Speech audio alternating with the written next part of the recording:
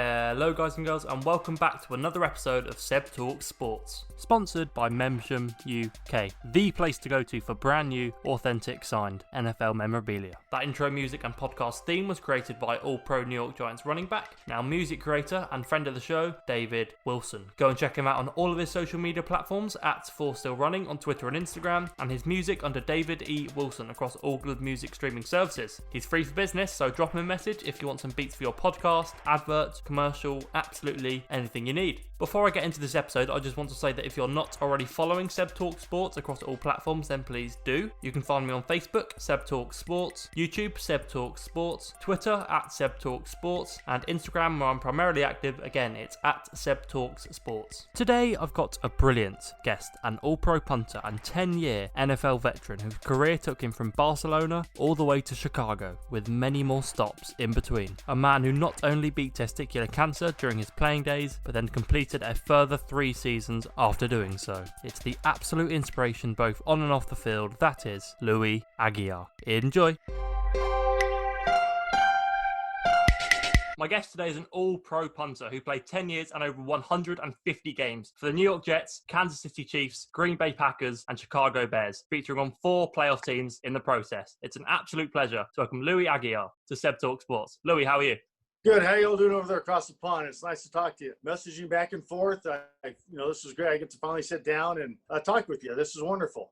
Let's do it. Okay, so I want to start with the beginning of your career, of course. So before we started the recording here, I said that you had a very unconventional start to your career because you went undrafted out of Utah State in '89, went to training camp for the Bills 2 years in a row when you made an impression on the head coach Marv Levy and special teams coach Bruce DeHaven before they recommended you to Jack Bicknell, who of course is a name that's very familiar to NFL Europe fans out there because he was the head coach of the newly formed Barcelona Dragons in the upstart league, World League of American Football, which was later named NFL Europe. So how did it feel to make the move out to Spain and kickstart your career in a country with an entire new language and culture, and how excited were you to be part of this new league?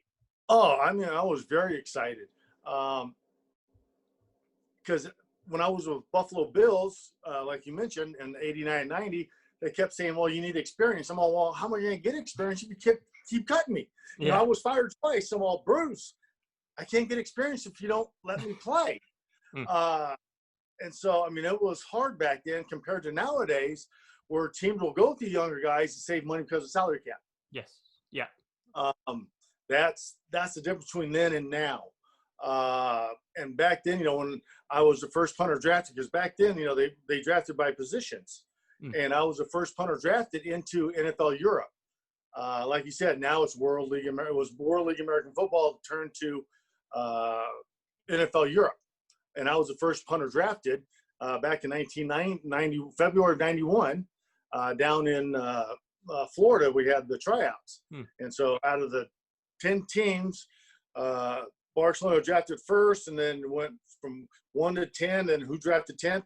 They drafted 11, went around backwards, and then Barcelona drafted 20. And when I came out of the draft in '89, there's 3 or 4 kids that were drafted into NFL teams where I was undrafted to the Buffalo Bills. They were drafted after I was, and none of them made it into NFL Europe. And I was the first punter drafted. I made it. And then from there, I was actually playing a game down in Birmingham. I find this out later. Pat Kerwin at the time was a scout for the New York Jets. And he saw me punt and kick off and hold. And he said that after the game, he goes, he load the family up and says, we got to get home because we got to find out who this kid is.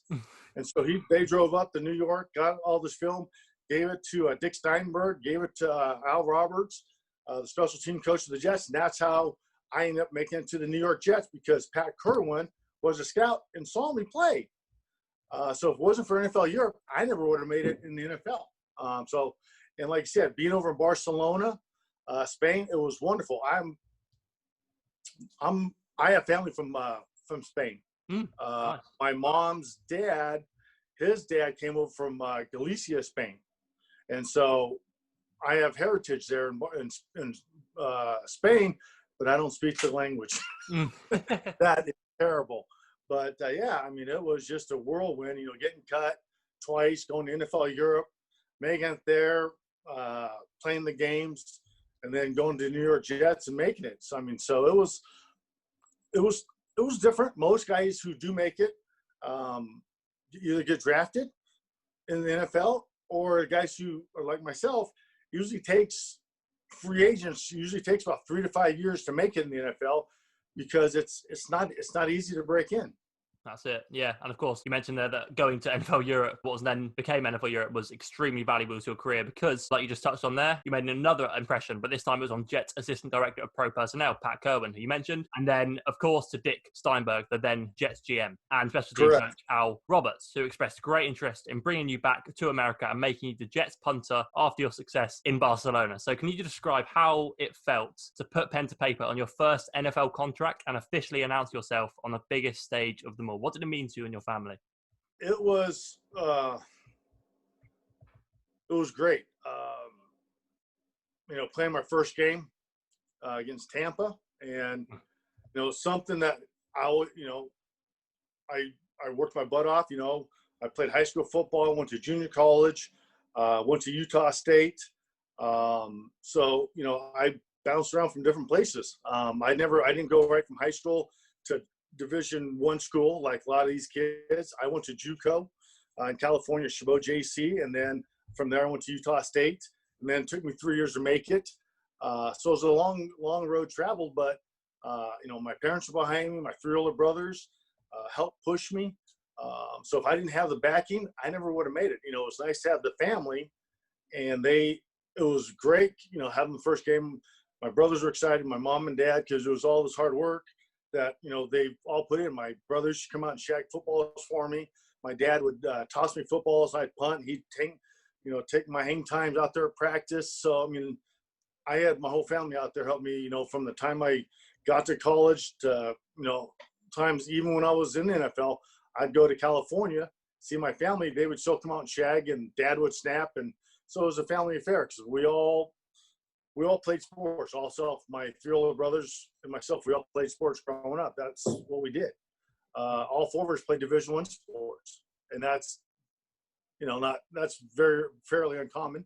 My oldest brother played soccer and was a decathlete in track at Cal Poly San Luis Obispo. My number 2 brother, Andy, played volleyball at San Diego State and is an alternate on the 1988 Olympic volleyball team that won gold in Seoul, Korea. And then my brother Steve wrestled Division I at Cal Poly San Luis Obispo. So we all played different sports. Yeah. Like growing up, we all played football, we played soccer, played baseball. So yeah, we all had our different sports. Very, very cool. And it's great to hear that support system you had obviously led to that first contract. And then first time you stepped on an NFL field was, of course, against the Bucs, you mentioned there, in a 16-13 win at home in 91 on a team that went to the playoffs that year against a Warren Moon-led Oilers side in the wildcard round. Warren Moon, who have a signed football behind you right there on the wall, which of course I'm very jealous about, which is very, very nice. And I know you played on 4 playoff teams throughout your NFL career, but how special was it making the playoffs in your rookie season as a player? And what was the feeling like surrounding the team that year in the locker room? When we made the playoffs, in order to make it, we had to beat Miami in Miami, last game of the season. And, it was a tight game, back and forth. The Jets and the Dolphins always have tight-knit games. I don't know why. You look back at all their schedules, those 2 teams are always tight-knit. It was just games after games that were just, shootouts.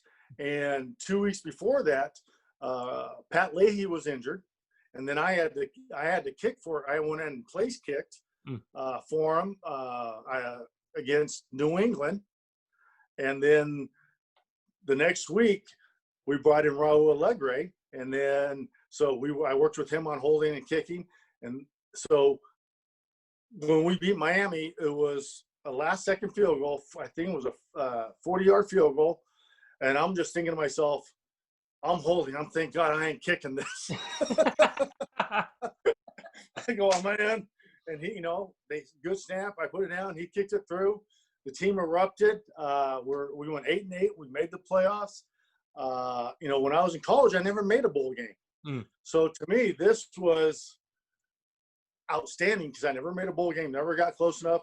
And going to the playoffs my rookie year, I was going, man, shoot. This is awesome. Yeah. The team was tight knit, and going to the playoffs, and then going down to Houston and watching Warren wing that ball around. Yeah. But yeah, it was just, having that first game. I grew up watching, the Houston Oilers and the old dome, and getting to play in it. It was like I walked out. It was just like, I was just in awe. I finally got to play in the place I've been, they called it the eighth wonder of the world, the dome there. And it was just, playing against, the Oilers back then, and, Warren Moon and Mouse Davis, with the run and shoot. And it was something else. I wish we would have won, but it was fun to be on the sidelines and be a part of that game to go to the playoffs with that team that we had with the Jets. Yeah, of course. Shame, of course, because your time at the Jets did eventually come to an end, but that was not a problem at all, because after 3 years in New York, you then received a phone call from none other than Chiefs GM Carl Peterson, who asked you to come to Kansas City and replace the outgoing starter Brian Barker, who departed for Philadelphia. Now, this was a Chiefs team who had just made it to the doorstep of Super Bowl 28 and were coming off the back of an AFC Championship game appearance, and they were asking you to be their next starting punter. So how much did that mean to you as a player, and what were your first impressions of the city of Kansas City when you first arrived? When I went there and worked out for Carl and Marty Schottenheimer, Kurt Schottenheimer, who was the special teams coach. Yes, yeah. And I went there and worked out, and it was like I walked in. I'd never been in that stadium before. They had the old AstroTurf. I walked in, and they had the judge machine up, and they're telling me where to punt the ball, right, left. I did that. I kicked off, and I was in Arrowhead by myself. It was empty. It was completely empty, just like it is now for the pandemic. Yeah. There was nobody there. And it was just like, wow. It was, looking around, and I was going, they have a lot of history here, with Lynn Dawson and, all the old guys, Otis Taylor and Kirsten Clinton and Bobby Bell and, the old guys that played in, Super Bowl 4 when they won. Mm-hmm. And, I go, I'm in the same place that they played. Yeah. And it was really cool when I got to do that. And then when they asked me to sign a contract with them, because I grew up watching Joe Montana play for Notre Dame. Yeah. I grew up watching, because my mom, huge Notre Dame fan, being Catholic. And then he goes to San Francisco, and that's 45 minutes from where I grew up.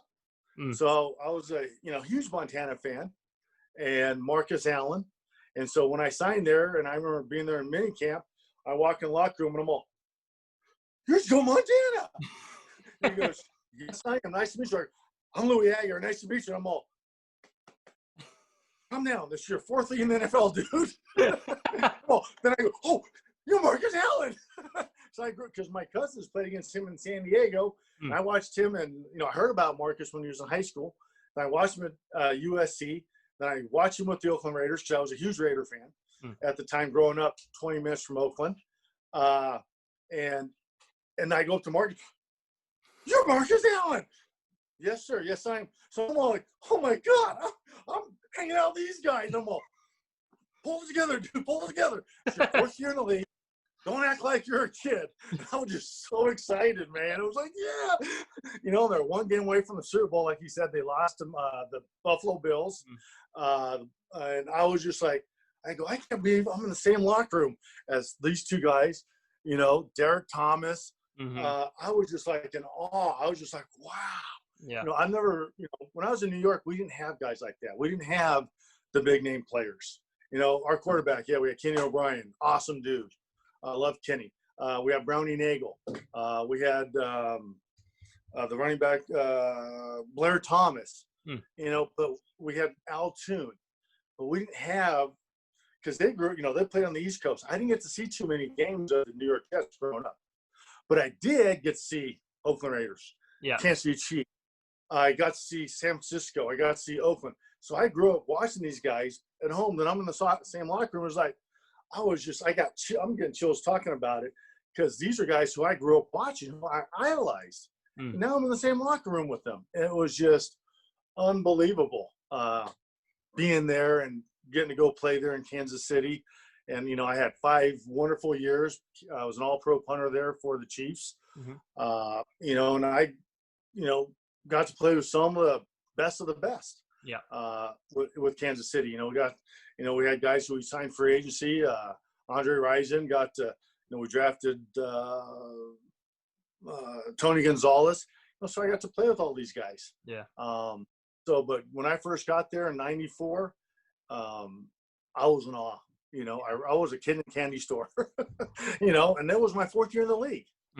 And it was just because I grew up watching those guys. It was just, it was unbelievable. It's incredible. That's incredible. Of course, unfortunately, your career wasn't all plain sailing, both on and off the field, because on the 3rd of March 1998, you were then diagnosed with testicular cancer and underwent surgery the following day, plus received numerous radiation treatments thereafter. And this came at a time when your then wife was pregnant with your first child, and you then went on to play another 3 seasons in the NFL, which is just ridiculously inspirational to us all. So what kind of effect did that have on you, both professionally and mentally, from a personal standpoint, and who was key to your support system during that tough time?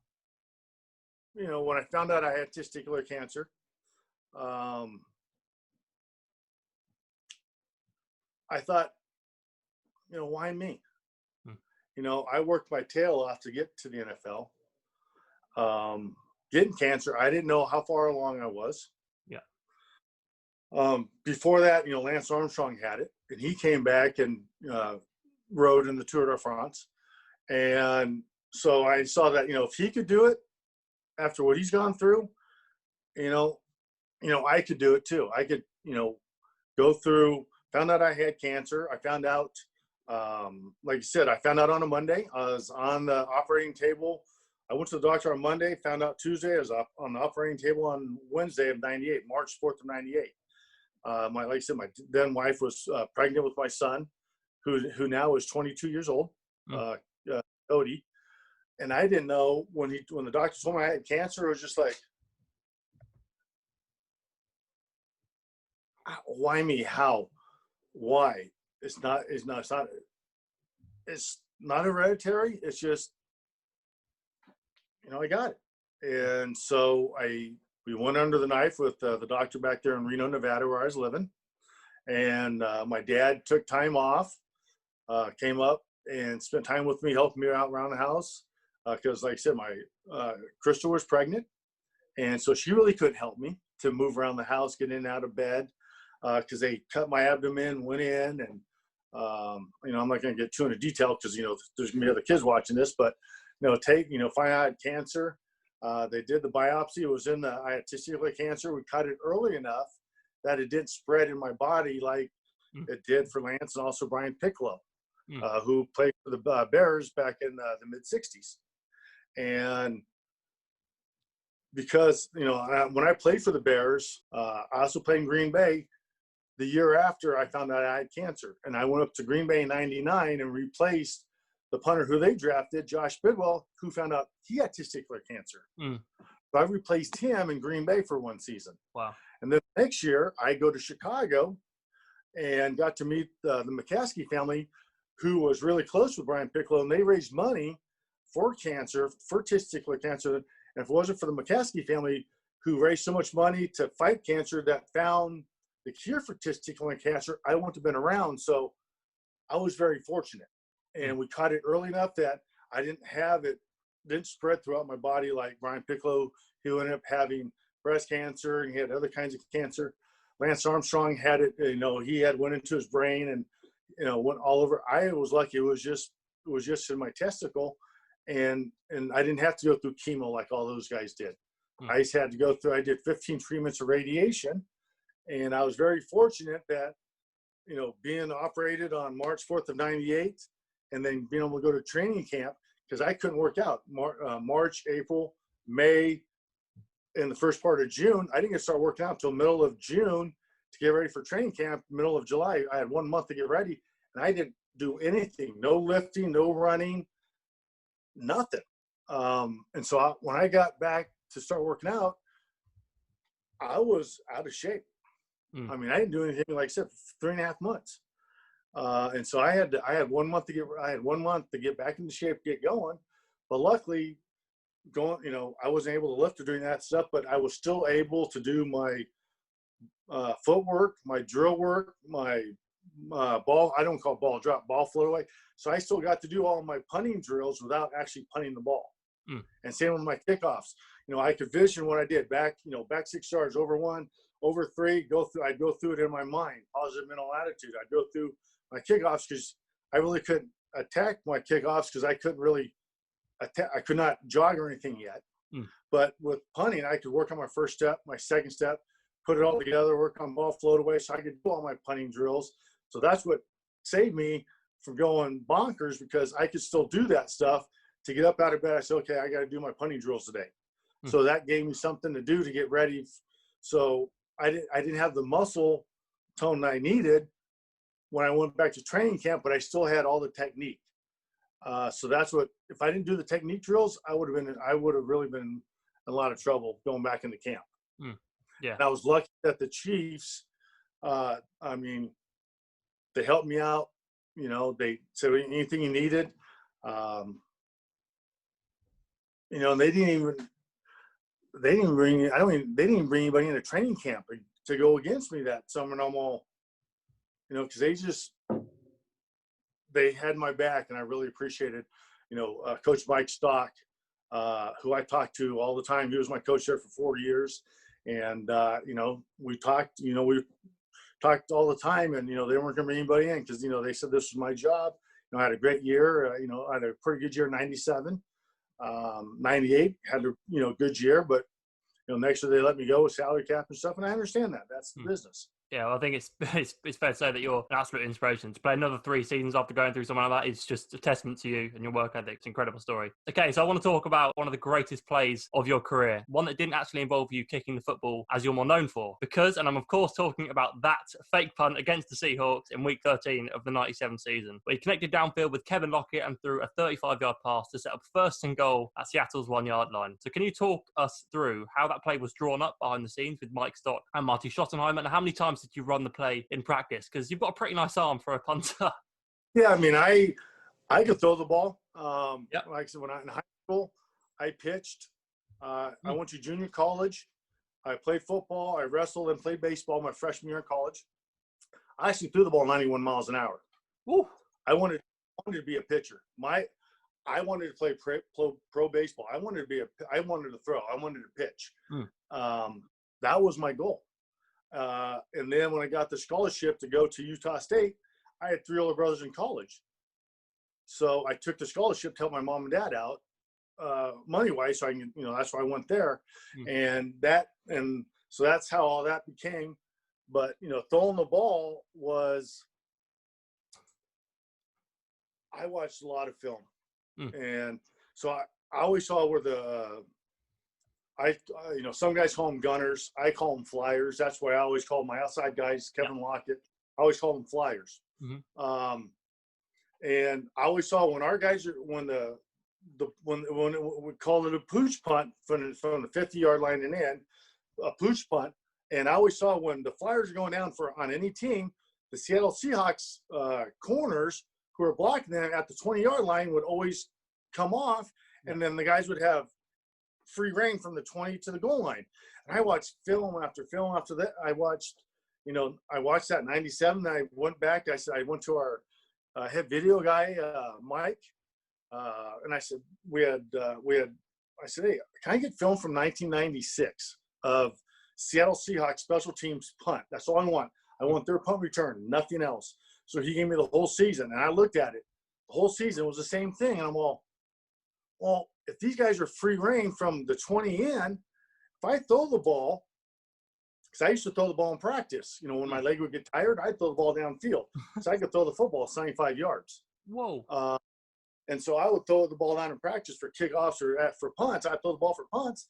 And I would talk to our returners. I go, can you guys tell if I'm punting or kicking it? I mean, or if I'm throwing it or kicking, they're all no. They go, because, you know, everybody, because you have, you know, you got 11 guys on the field. So you got 2 guys wide. So that's 9 guys. So you have 18 guys in the middle of the field in front of me. Yeah. That they can't if I'm punting or throwing it. And so I go, you sure? They're all, yeah. So I talked to Mike Stock. I said, you know, if these guys, if our flyers from the 20 in are carte blanche, I go, because the returner's taught if the ball's over his head from the 10-yard line to decoy and go somewhere else. And I go, if I throw it, Kevin's going to be by himself. And so me and Mike went over the film. So we did it in practice, and that week it was raining. So we practiced indoors. And we did it in practice, and I kept throwing the ball and hitting the top of the practice facility. And so Mike Sock comes up to me and goes, it's a great play, but, Marty never got to see the ball come down. So he goes, we're probably never going to run it. I'm all, okay, no big deal. But we had it in our arsenal. First time we get the ball, we're traveling down the ball. We get fourth. I can't remember what the fourth down and something the yardage was. The ball's on the 36. They're 36 going in. And so Marty calls the fake punt. I'm all, sweet. And so, they snap me the ball. I throw it. Kevin at the 20. Their guys come off like they're taught. And there's a linebacker, number 95. I can't remember his name, but I can see it. I still see it. I can see him on video. He runs up, sees me throwing it. He turns around, runs, and he's yelling to the returner, it's a pass, it's a pass. So you see the returner actually go away from the ball. Then he hears him saying, then he comes back. By that time, Kevin Lockett's already jumping up, catching the ball, and getting tackled at the 1 yard line. And so their linebacker, number 95, he ran up, saw it, and he turned around and ran back. And he's the only guy that did anything. So if he wouldn't have said anything, we would have scored a touchdown. But, yeah, it worked out. Next play, Marcus Allen goes in for a 1 yard touchdown run. And so it all worked out really good. 1 yard away from a touchdown. Dang. That would have been awesome. To have a touchdown pass to punter, that would have been something. And that was Kevin Lockett. He was a rookie that year, and that was his first catch as an NFL receiver. Wow. Was from a punter. And so when I was coaching for the Jets, I ran into his son, that is Tyler Lockett, plays for Seattle. Of course. And I go, hey, Tyler. I'm talking to him. I said, and I go, hey, Louie Aguiar, and I said, yeah, love watching you play at K-State, and you're a heck of a returner, receiver. And I said, I just wanted to, introduce myself. And I go, tell your dad, I said, hello. I go, just tell him that his first catch ever came from me, and he'll know who you're talking about. And he goes, because he didn't know that his dad's first catch was from me. Yeah. That's amazing, man. That's amazing. Okay, so 2 years prior to that, in 1995, when the team went 13-3, of course, individually you had a fantastic season with 91 punts, 3,990 yards, and averaged over 43 yards per punt, which gave you a well-deserved inclusion in the 95 All-Pro team, where you were joined by names such as Brett Favre, Barry Sanders, Jerry Rice, Reggie White, Bruce Smith, Deion Sanders, and the Great Dane Morton Anderson, just to name a few. But there are so many. Some of the greatest players of all time, of course. So what did it mean to you to receive that honor and be placed in such prestigious company with numerous Hall of Famers? And are you still in contact with any of those guys today? It was a huge honor because, with football being a team sport, being a punter out there, it's almost like you're on an island. Because, the TV's on you. You're like the quarterback. They always like, oh, okay, the quarterback. Like I said, Brett Favre. He's in shotgun. You got one running back next to him, two receivers. Ball snapped to, Favre run right, throws the pass to me. They're going to punt. Aguiar's back there. Oh, there's a shank. Or, oh, there's a boom. So, you like the quarterback because you're back there by yourself. So having a great year like that was tremendous because, you always strive to be the best. Yeah. And that year, I ended up having a great year. And, I had, after that, I had some decent years. Before I had some decent years. But that year, it was just, it clicked and ended up having a great year. We went 13-3, and it was just a phenomenal year. And just being with those guys and, then getting to play with Brett Favre, 99. And it's phenomenal being able to say that I'm an all-pro, because not too many guys can say that. They're all, I was an all-pro punter. I never thought about that until I was talking with David Akers. And I saw him saw on Facebook. He signed. He goes, I get pictures. He signed. He said, like, I forgot. He goes, all pro like twice, and then like Pro Bowl 6 times. And I'm all, come think about it. I go, I didn't think about it. I go, I was all pro too. I never even thought about it until it hit me, like, it was about a month ago. Well, no, that's right. I am an all-pro punter. I never thought about that. I would just say, hey, Louie Aguiar, I played 10 years, and I never thought about putting all pro after my name because I never even thought about it. But now it's like, I've been out of the game 20 years. No, hell yeah. I was one of the best at the time. Yeah, I was all pro. And it was so having everybody vote for me. I didn't know that people knew my name to be voted all pro. That was a big honor, by everybody that voted for it. So I was very blessed to be there. And of course, it's not only that 1995 All-Pro team where you were joined by some elite company, because on the field throughout your career, you played with some unbelievable players. I'm just going to list off a few here, but of course, there are so many. So you've got obviously Tony Rice, Ken O'Brien, Bruno Sison, JJ Burden, another guest on my show, Derek Thomas, who you mentioned earlier, Will Shields, Lynn Elliott, Pete Stoyanovich, and of course, two of the greatest quarterbacks of all time in Joe Montana and Brett Favre, who you mentioned. So I'd love to know, what was it in your experience around those guys that set them apart from the rest of the league? And how much did they influence you to raise your game, either from their skill set or leadership? Playing with Joe, he was just come in, work your tail off in practice, and then after practice, relax and, be one of the guys. And that's what Joe was. And, watching, him, Derek Thomas, even when I was with the Jets, watching everybody's work ethic, I had that growing up, and I'm all, shoot, I thought I had a good work ethic, going out punting 3 days a week on my own. When I did make it, lifting and running and kicking and doing all that stuff. But when I made the NFL, when I was with the Jets and even more so with the Chiefs, because they were going to playoffs and stuff more often, I had to step my game up, because if I was in that locker room, I knew that I had 52 other guys counting on me to do my job. And so I knew I had to work harder to be better. And, that's what I learned from those guys. Just do what you can do and work hard, watching, Joe stay after practice, throw the ball, Derek doing, staying after practice, working on, his strip drill and duck under and doing all that stuff, watching guys do that. I'm going to do the same thing in order to get to the next level. And so I learned a lot from those guys in 94 that I think that's what helped me get to all pro in 95 because of that. Yeah, and as well as players, he played with some fantastic coaches too. The late Chuck Shelton, Jack Bicknell, Bruce Coslett, Al Roberts, brothers Marty and Kurt Schottenheimer, Mike Stock, Ray Rhodes, Steve Altmaier, Dick Duron, Keith Armstrong, so many names there. But of those guys, and any others you'd like to mention, of course, who would you say was the greatest influence on your career, and what was the most important piece of advice they ever gave you? It was my rookie year. It was Al Roberts. And if it wasn't for Al taking a chance with a rookie, come from NFL Europe.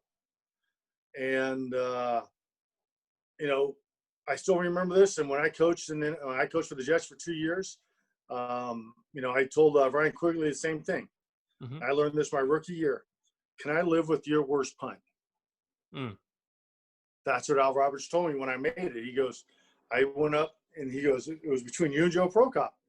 And he goes, I could live with your worst punt more than I could with Joe's. And that's why you made this team. I'm all, wow. He goes, because when you have a bad punt, if we say we're kicking the ball right, the ball went right. But you might have hit a low line. It may not have been a 4 or 5 hang time that we want. Might be a little bit lower. If we say we're putting the ball left, you'd punt the ball left. And he goes, that's what I'm looking for, is a directional punter. And during training camp, he give me all this video when we play the teams in preseason. And he's the one who got me. I watched, when I was in college, I watched some tape, not that much. But every Monday, he would give me a tape. And he goes, I want you to do a write-up. And he goes, I want this write-up on my desk before special teams meeting at 8 o'clock Wednesday morning. So I'd have to go through this tape of 4 previous games that the team were coming up to play. And I'd have to write down, like when we're kicking off, exactly what each player did. I have to diagram what each player did on every play to see if we could have a fake, or if we could bloop a kickoff right, bloop a kickoff left on kickoffs. When we did kickoff return, where did their kicker kick the ball? So I had to chart, all the kickoffs. I had to chart, same thing on punts, where, write down all the numbers, where those guys were rushing from, who were rushing, who wasn't rushing. When their guys were punting, write down where all the balls were going. I charted all the punts. Same thing on field goals and field goal block.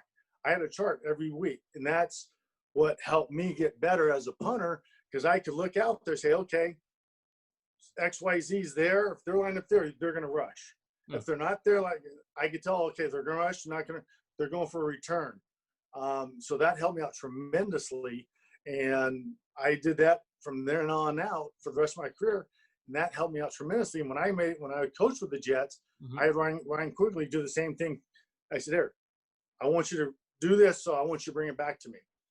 And he's all, why? I go, just do it. And by the middle of the season, he goes, oh, I understand. Now I know where everybody's going. I'm like, yes. I go, that helped me out my rookie year. And because of Al Roberts, he helped me out tremendously. Because before then, I would just catch the ball and punt it. But in college, we never knew we never went over that really. But in the NFL, they do. And so Al Roberts was huge part of my background of making the NFL because of him. He took a chance on me. He didn't have to. I was a 25-year-old rookie trying to make it, and he gave me a shot. And I did everything he asked me to do. And everybody goes, well, when they were going to re-sign me in '94, they go, well, you don't have these great, you don't have the large gross numbers. I did what my coach told me to do. He asked me to angle the ball 40 yards out of bounds. If you look at our return yards, we're one of the lowest in the NFL on kickoff coverage and punt coverage because no one returned our punts, and that's what Al wanted. And so, and after that, I talked to Al. He goes, I try to get you to come with me to Philly or go to Arizona. He goes, but Buddy Ryan wanted Jeff Eagles because Jeff played for him in Philly. And he goes, he called me. He goes, hey, I'm going to get you down here, but it never worked out because, like I said,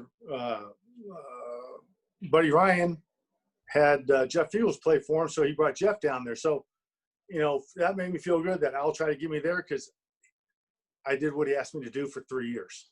Yeah. And that helped me out. That helped me out when I went to the Chiefs that, hey, someone still believes in me to play in the game, so I got to do the best I can.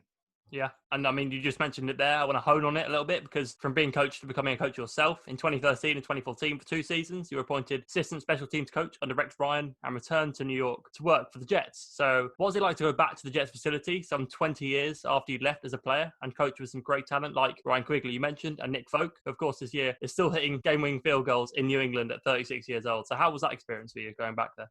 Oh, I loved it. I would love to get back. I've been trying to get back to the NFL. It just hasn't worked out. But they brought me in 12 to work with their punters and kickers. They were struggling in training camp, and I went in there and worked with Nick on a little bit of his field goals and kickoffs, and then Steve Weatherford was there in training camp, and I was there, and Rex came up to me, and he at the end of training camp, at the end of mini camp, and he goes, what did you do to these guys? I'm all, what do you mean? I go, I just asked them how they punted, and how they kicked field goals. And I videotaped them and just made sure that's exactly what they did. And I went over the drills before punting, after punting, before field goals, after field goals. I'm all, why would I do? He goes, this is the best I've ever seen them punt and kick field goals. I'm all, and even Mike Westhoff came up to me and said the same thing. And I'm all, Mike Westhoff's a god, in special teams. And for them to come up and tell me that, and then the next year, Westhoff retired, and Westhoff told Rex to hire me as the assistant so I could work with the punters and kickers. And I did that, and that was Nick Folk's best. That was probably one of his best seasons ever. Yeah. In the first year I was there with him, because the year before he had 12 touchbacks. I worked with him on his kickoffs. He went to 27 touchbacks. And then his field goals went from 80-something% when we went up to almost 92%. And then Ryan Quigley, he was a rookie, and he averaged like 44 yards, I think, and he netted 38.9, and that was the best ever for the Jets rookie punter. And the next year we netted 39.9, and he grossed like 45. And then I leave. Nick Folk's field goal percentage went down, and then Ryan Quigley went from netting 40, the best best for the Jets history. Next year he goes 36 and he gets cut. And I called the Jets back then. I still knew some people there. I go, they need a kicking coach to work with these guys. I go, because you have a quarterback coach, you need a kicking coach. And there's only really a couple teams that have them. One is the Baltimore Ravens, and who's Tucker, one of the best kickers in the NFL. Yeah. The punter, Coke, he's one of the best punters in the NFL. Why? Because they have Randy Brown. Mm-hmm. I helped Randy Brown get started in punting, kicking back in 1992. They have somebody, and they have the best specialists in the NFL, even with their long snapper also. So they have they have somebody there. That's all he does. Mm-hmm. The NFL needs that. I've been trying to explain these to the team. When I was with the Jets, our specialists were the best in the league, and so now I've been trying to get back in that way, but teams don't look at it that way. You know, they will fire guys. You look at Atlanta Falcons last year. Mm-hmm. They went through 5 kickers. Yeah. Because they had nobody there to coach. Yeah. You know, and they went through 3 punters. They had nobody to coach. Mm-hmm. Why don't they bring somebody in like me that's done it? I mean, I coached and I proved that those guys came really good. I would love to get back into coaching in the NFL at some point because I want to give back to what I learned from all my coaches: Al Roberts, Kurt Scheimer, Mike Stock, Steve Ortmeyer, and you also said Keith Armstrong. Keith Armstrong's coaching now down in Tampa, but he has a kicking coach with Chris Bonio, so those special teams coaches, each one of them taught me something different. And I love giving back that information to the young guys. Yeah. When I used to run my pro camp, we'd have 100 kids out there, punters, kickers, long snappers. And I love that because I love giving back to the kids because I got the opportunity to do that. I wanted to give back to have those kids have the same opportunity. I love coaching high school kids because, I want them to get to college, get a free education like I got. I was very lucky. So I want to give back, and that's why I love coaching so much. I really, really do. My kids swim. I don't know anything about swimming. They get out of the pool and all, Dad, how did you do? You didn't drown. Great job. Like, and I got a 16-year-old daughter and 12-year-old son. They're all, thanks, Dad. Well, I think we'd love to see you coaching again, so hopefully we can make it happen in the future. I've got some quick 5 questions to end on. Ready? I'll try and make them quick. I like to talk, as you can tell. I'm not afraid of the interviews on TV, and I love this stuff. Actually, I have a face for radio. Oh, that's brilliant. Okay, so let's start with favorite takeout food. Is sushi considered takeout if you go there and pick it up? Yeah, because we're in a pandemic right now. We have to go to sushi, pick it up, and we got to eat it in the car. So my girlfriend, every time she takes a train from Kansas City to St. Louis, I pick her up downtown St. Louis. We go to the sushi joint. We order ahead. We go there. We pick it up. We sit in the parking lot. And we eat in the car. So my favorite takeout food is sushi. Sounds good. Sounds good to me. I think I know this because we talked before we started recording, but dogs or cats? Dogs. I've always had dogs. I have dogs now. Favorite music artist? Oh, that's hard. Probably number 1 for me would be Neil McCoy, country artist. I got to know him when I was playing. Great guy. Oh, cool. Great music. Love his music, country music. Neil. Then I have Eddie Money, who passed away recently. I used to play in his golf tournament. I got to know Eddie really well. I love his music. 2 Tickets to Paradise. You can never forget about that. Jimmy Jameson, who used to be the lead singer for Survivor, sang "Eye of the Tiger." Yeah. And Loverboy, Mike Reno's a friend of mine. All those guys. I love country and I love 80s rock. So very cool. Yeah, my favorite. It depends on my mood when I get in the car.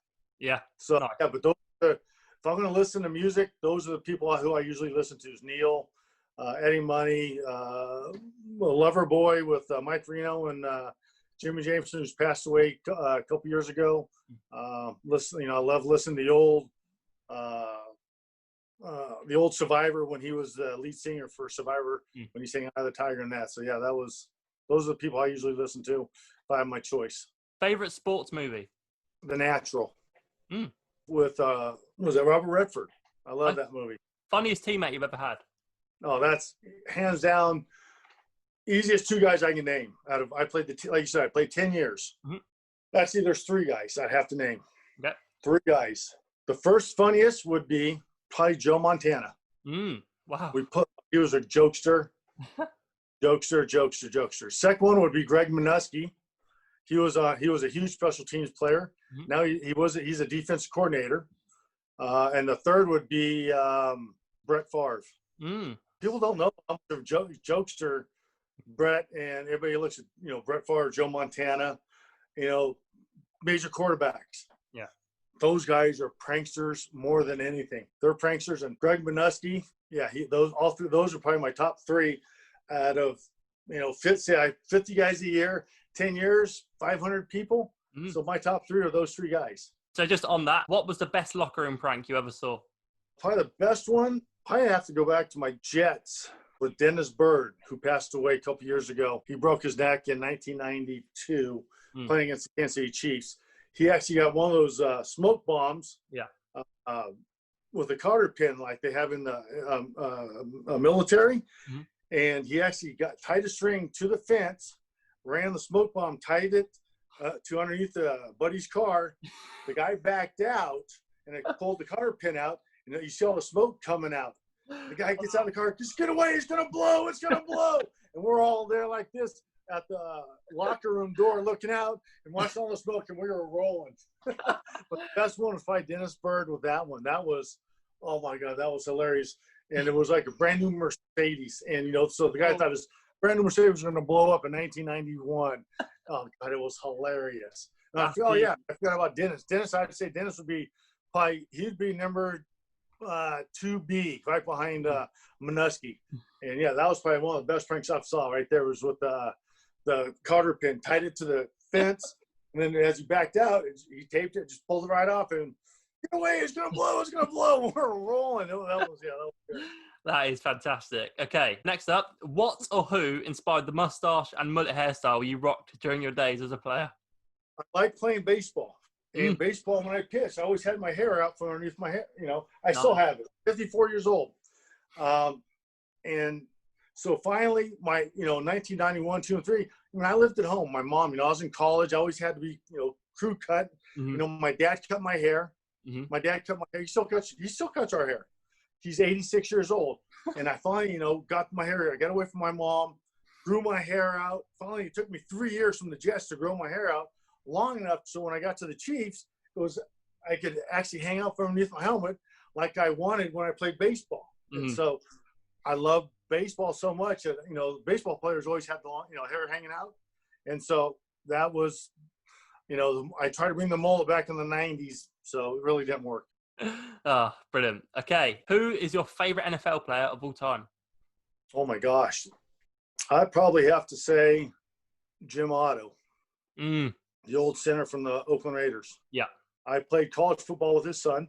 Wow. I got to know Mr. Otto when I was at Utah State.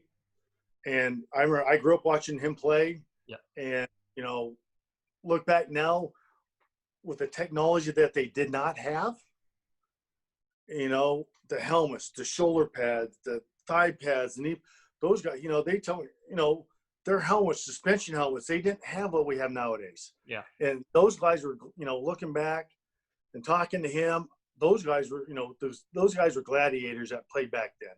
Yeah. And looking at what he did and what the old guys did for what we could do now, and now hopefully guys will say that to me about me 40 years from now, that what I did as a player, as a coach, of all time, I know he gave his all on every play. I grew up watching him play, blood, sweat. He told me on the off season, they didn't have scopes. They would actually go in, open his knee, go in there, take everything out, sew him back up. And then he would, within 6 months, he had to be ready to go again. Whoa.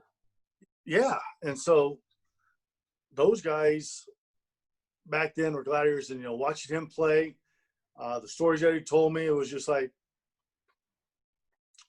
he played his tail off, and I know that by watching the old movies. And probably of all time would probably have to be Jim Otto. Can you describe your reaction to watching your beloved Kansas City Chiefs win Super Bowl 54 in one word for me? Outstanding. What are your memories of that day? How excited were you to see Patrick Mahomes and Andy Reid lift that Lombardi? When they won the AFC Championship game, I'm part of this group called the Kansas City Chiefs Ambassadors. We're all former players. Yes, yeah. Back in Kansas City. I don't know if you've heard about us. And so after that game, they brought us ambassadors down onto the field. So I got to be down there when they're throwing the confetti and talking to the guys. I got videos of that. And then I was supposed to go to the Super Bowl. Okay. The Chiefs finally made the Super Bowl. Because, when I was there, we went 13-3 twice. Yeah. We never got past the first playoff game. I was supposed to go to the Super Bowl. I had to turn the tickets down. It was my parents' 60th wedding anniversary. Oh. Back in California. Oh, I see. So I already had tickets to fly out to my parents for their 60th wedding anniversary with myself, 2 out of 3 of my children. Saturday night, the night before the Super Bowl, we went out and had my parents' 60th wedding anniversary. Next day was myself, my son, who's just turned 12, and my daughter, who was 15, getting ready to turn 16. We were all cheering for the Chiefs. My dad, my mom, my 3 brothers and their wives and their kids were all cheering for the Niners. We're all in the same house. And so we would score, yes, all the Chiefs, me and myself, my 2 kids were all cheer. Then the Niners score, they would all jump up and, okay. And then as soon as they went ahead, as soon as they went ahead in the fourth quarter with what 10 minutes left in the game, or 7 minutes left in the game, the Niners went ahead. My family started talking, and I'm just hanging my head. I'm, oh man, we came so close. I looked at my kids. I said, they came back in all 3, and I go, they came back in their 2 playoff games. I go, they can do it here because I go, they got the team that can. I go, they got Cheetah, they got 87, they got 14, they got 11, they got 17, they got these guys, they got the guys, they can do it. Yeah. And kids look at me and they're all. And next, we just scored 1 touchdown. We score again. We end up scoring again, going ahead, and I jump up, yes. So, being there with my family, it was awesome because I knew they were Chiefs fans too because they saw me play there. But I know I grew up, like I said, a Raider and Niner fan. But it was a great day to be a Chiefs fan with my 2 kids jumping up and down when the rest of my family was over there just they couldn't believe we came back and won. Yeah, absolutely fantastic. Okay, and finally, now that we're 13 weeks into the 2020 season, who is your pick to win Super Bowl 55 in Tampa? That's a no-brainer. Repeat? It's going to be the Chiefs. Yep, they're going to repeat. I talk to people there all day. They're better than Pittsburgh. I'm all, yeah, they are. Yep. Pittsburgh has they're a great team. But they haven't played the schedule that the Chiefs have played. And the Chiefs last year they started rolling in the second half. They're doing the same thing again. Yeah. And as long as everybody stays healthy, they got another chance to win the Super Bowl this year. And I think the Chiefs can do it. I'm thinking it's going to probably be the Chiefs and maybe New Orleans is going to be if Breeze gets healthy. Yeah. I mean, even if he doesn't get healthy, that kid their quarterback Tyson, he's good. Yeah. I mean, you just look at what Sean Payton's doing with backups, and he's still. I think last year as well with Teddy Bridgewater in for 5 games, unbeaten with backups, like 9-0, which is just ridiculous. So I'm thinking it's going to be them in New Orleans. That's who I think. Let's see. Louie, thank you so much for your time today. Where can people find you on social media and check out anything else you're involved in? It's Louie Aguiar for Twitter. I tweet stuff out. I started doing that. And then my Instagram, it's Laggy10. Laggie, then the number 10. I should get one a little more professional. That's probably why I'm getting hired by an NFL team. Brilliant. Louie, I'll make sure to leave all the links below so people can find you. It's been an absolute pleasure having you on my show. Thank you for your time, and it's been great talking to you, and I hope you have a great day. Thank you for taking the time and getting a hold of me and finally getting to do this show. I've been seeing your other shows, and, we talked a couple months ago, and I had back surgery and trying to get recouped from that. And I just thank you for taking the time to stay with me, to have me do this. And anytime you want me to do this again, I'll do it. I mean, as you can tell, I'm not afraid to talk. Of course, man. I'm sure we'll get you back on because I'm sure people are going to love this. Louie, once again, thank you and have an absolutely great day. All right, thanks. Thank you for inviting me. And there he goes, the fantastic Louie Aguiar. An unbelievable talent on the field, as well as just the nicest guy off of it. Louie had some incredible stories that I was so glad to be able to share with you all. What a career and journey he's been on. And if you haven't already seen his fake punt 35-yard completion to Kevin Lockett, then you just have to. Head over to YouTube and give it a watch. And if you're not already following Louie across all of his social media accounts, then you can find all the links you need in the description of this episode. I've got many more great guests coming very soon, so stay tuned right here on Seb Talks Sports. And to take us out as usual, here's another brilliant track by All-Pro New York Giants running back, turned music creator and friend of the show, David Wilson. Catch you soon, guys.